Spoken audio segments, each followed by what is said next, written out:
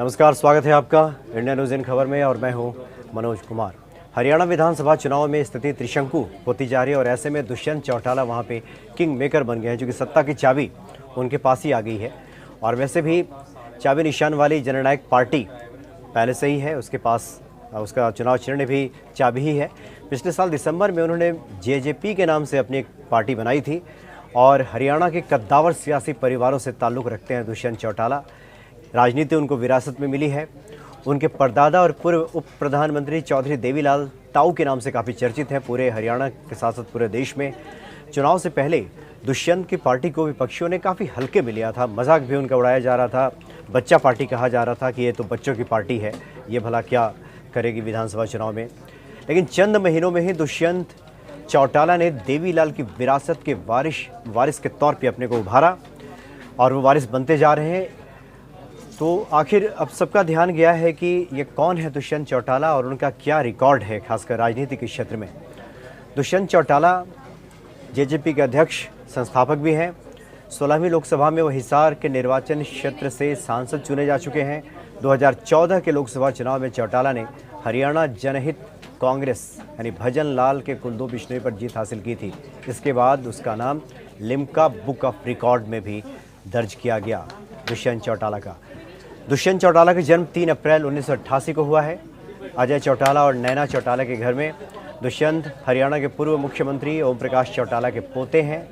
India national Lokdal से निष्कासित होने के बाद उन्होंने 9 दिसंबर 2018 को जेजेपी का गठन किया था। तो ये इनकी पारिवारिक विरासत है, राजनीति उन्हें विरासत में मिली है। हरियाणा के घाघ राजनेता जिस जेजेपी को बच्चा पार्टी कहते थे, उसने चंद महीनों में खुद को खड़ा करके अपने तेवर दिखा दिए। दुष्यंत चौटाला की अगुवाई वाली ये पार्टी आज चुनाव नतीजों के वक्त चर्चा के बड़े केंद्र में है, चूँकि किंग मेकर के तौर पे दुष्यंत चौटाला उभरे हैं। इस पार्टी का नाम ने तो खुद प्रधानमंत्री मोदी ने हरियाणा में हुई एक रैली के दौरान भी जिक्र किया था। बात साफ है कि सत्तारूढ़ बीजेपी और कांग्रेस जैसी राष्ट्रीय पार्टियों के बीच जंग में जेजेपी ने जो खुद के अस्तित्व को वहां साबित किया है, अपनी उपस्थिति दर्ज कराई है, वो निश्चित तौर पे काबिल तारीफ है। और इस चुनाव से भी साफ हो गया है कि प्रदेश की राजनीति में अब जेजेपी के ऊपर चस्पा बच्चा पार्टी का लेवल भी धुल गया है। बच्चों की पार्टी कहकर के तंज कसा जाता था जेजेपी पे।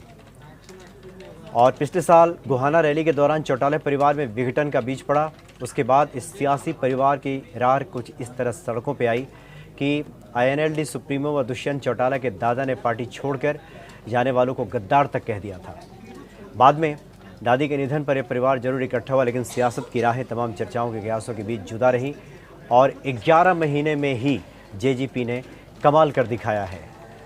हालांकि जिंद का जब उपचुनाव हुआ था उस वक्त भी जेजेपी का ग्राफ काफ़ी बढ़ा था, दुष्यंत चौटाला की कद काफ़ी बढ़ी थी उस वक्त। तो ये कुल मिलाकर एक तरह से कह सकते हैं कि लगभग साल भर पुरानी ये पार्टी और साल भर में जिस प्रकार से इसने उपस्थिति दर्ज कराई है और अपना नाम अंकित कराया है भारतीय राजनीति में और हरियाणा की राजनीति के केंद्र में जिस तरह से दुष्यंत चौटाला उभरे हैं, यह निश्चित तौर पे ये काफ़ी काबिल गौर है और ये वाकई ये प्रशंसा के काबिल भी हैं। तो सबकी निगाहें इन दोनों दुष्यंत चौटाला पे है कि इस बार वो किस तरफ जाते हैं, बीजेपी की तरफ या फिर कांग्रेस की तरफ। जिधर वो जाएंगे सरकार उसी की बनेगी। फिलहाल इतना ही, नमस्कार। इन खबर चैनल को सब्सक्राइब करें और बेल आइकन दबाना ना भूलें।